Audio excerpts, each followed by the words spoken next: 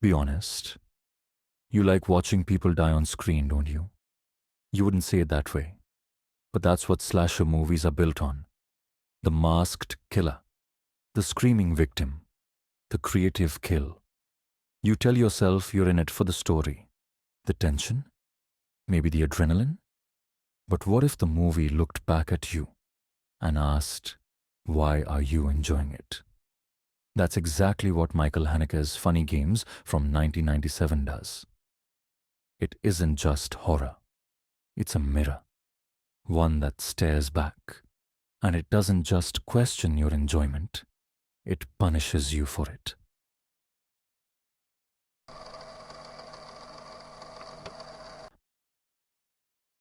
The original Austrian version begins like any standard home invasion thriller. A wealthy family drives to their lakeside vacation home. The weather's calm, the music's classical, the day feels perfect. Then, two polite young men in white gloves arrive, asking for eggs. From that moment, everything unravels. If you've seen even a few slashers, you know the pattern. Tension builds, someone dies, someone fights back, and eventually, there's justice. Or at least, satisfaction. That formula makes horror feel dangerous but safe. Slashers depend on a rhythm. Fear and release, build up and payoff. It's that rhythm that gives the audience control. You're scared, but safely so. Michael Haneke saw that pattern, and he hated it. Not because he disliked horror, but because he believed the audience had become numb to it.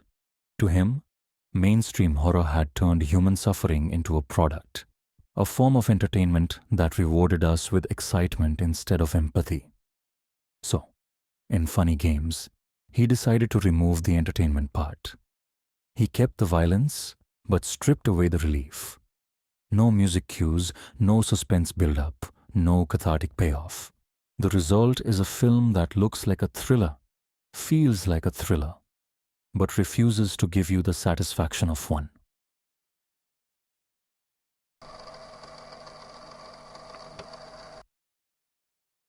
Can we talk about that smirk? Paul, one of the killers, turns to the camera and smiles. At first it feels like a playful wink, a meta joke, a nod to the audience. But it's not. It's a provocation. He knows you're there. He knows what you're waiting for. And that look, that smirk, asks, is this entertaining? Haneke uses this device to expose how conditioned we are. We expect violence. We expect a certain structure. We've been trained to consume pain like entertainment. And then comes the shotgun scene. Anna fights back. She shoots one of the invaders. A moment of triumph. For a split second, Funny Games looks like every other home invasion film. Then Paul calmly picks up a remote, rewinds the movie, and erases the moment entirely. Your sense of justice, gone. Your satisfaction, deleted. That's the cruelty of Funny Games. It mocks you for wanting catharsis. You're not in control. You never were.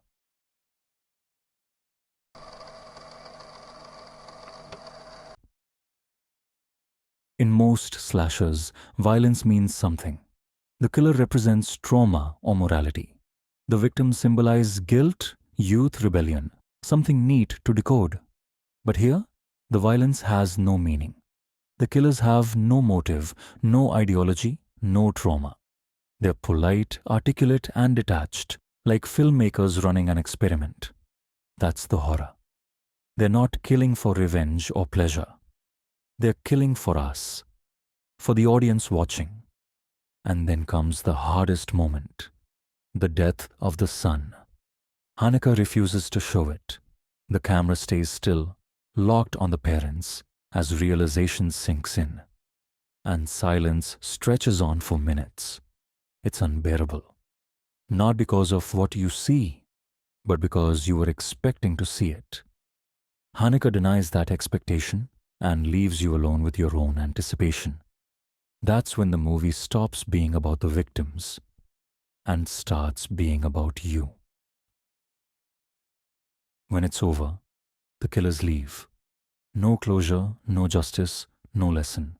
They simply go to the next house, and the cycle restarts. That ending isn't meaningless. It's Haneke's thesis. As long as there's an audience, the violence will continue. The cycle only ends when we stop watching. Funny Games isn't about a family's torment. It's about ours. The viewers who confuse cruelty for thrill, who seek excitement in suffering.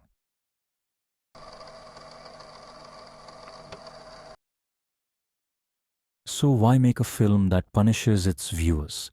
Because Haneke wanted to warn us about what horror as a genre can become when we stop thinking. Behind every scream and every blood-soaked thrill, there's a question waiting. What exactly are we enjoying here? And what does that say about us? Funny Games doesn't scare you like other horror films. It confronts you. It accuses you. It makes you realize that the real horror isn't what's on screen. It's the part of you that wanted to see it. And as the killers walk toward their next house, one of them turns to the camera again, smiling, polite, calm. I'm curious to know how you had felt when you watched this movie and would love to know your thoughts on this. Comment down below. If you enjoyed this video, please hit the like button and subscribe for more videos where we delve deeper into the world of horror. This is the Dread Archive, and I'll see you in the next descent.